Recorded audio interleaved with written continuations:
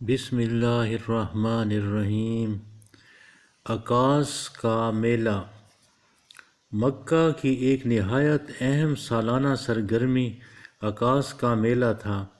یہ میلہ مکہ شہر کے قریب ہی لگتا تھا۔ اس میلے میں تمام عرب اور دوسرے قریبی ممالک کے لوگ آتے تھے۔ تاجر، فنکار، شاعر اور دیگر شعبوں سے وابستہ لوگوں کا یہاں پر جمگھٹا ہوتا تھا۔ میلے کی دوستانہ فضا میں تجارتی معاہدے ہوتے، کئی طرح کی گفت و شنید اور مذاکرات بھی ہوتے، شاعری اور مرثیہ خوانی کی محافل ہوتیں، لوگوں میں انعامات تقسیم کیے جاتے۔ اس میلے میں عیسائی اور یہودی اور پارسیوں کے علاوہ بت پرست بھی شریک ہوتے۔ میلے میں کئی طرح کے تفریحی پروگرام بھی جاری رہتے تھے۔ تقریری مقابلے، دوڑیں، ناؤ نوش کی محفلیں، رقص و سرود اور دیگر کئی طرح کے مقابلے ہوتے۔ بس یوں سمجھیں کہ یہ میلہ اولمپک کھیلوں کی طرح رنگا رنگ ہوتا تھا۔ مکہ کے اس میلے میں عیسائی پادری اونٹ پر کھڑے ہو کر تقریریں کرتے۔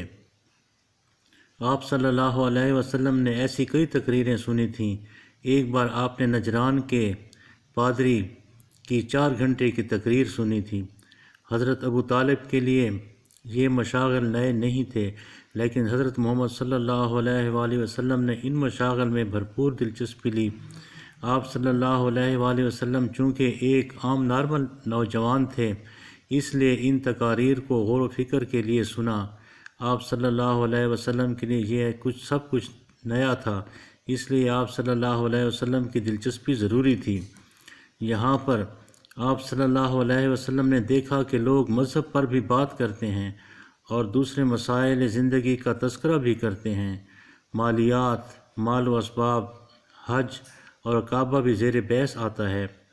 حضرت محمد صلی اللہ علیہ وسلم نے شاید بدوی زندگی میں کسی گھریلو مکتب میں کچھ بنیادی تعلیم حاصل کی تھی، پھر اس کے بعد آپ علماء، فضلاء اور دیگر لوگوں سے مل کر اور ان سے طرح طرح کے سوالات کر کے علم حاصل کرتے رہے۔ اب تک آپ صلی اللہ علیہ وسلم دور دراز کے سفر اور مہم جوئی کی لذت سے بھی آشنا ہو چکے تھے، مزید سفر کرنے کی خواہش مند رہتے تھے۔ تجارت اور مہم جوئی میں آپ صلی اللہ علیہ وسلم صحیح معنوں میں ہاشم کے جانشین تھے۔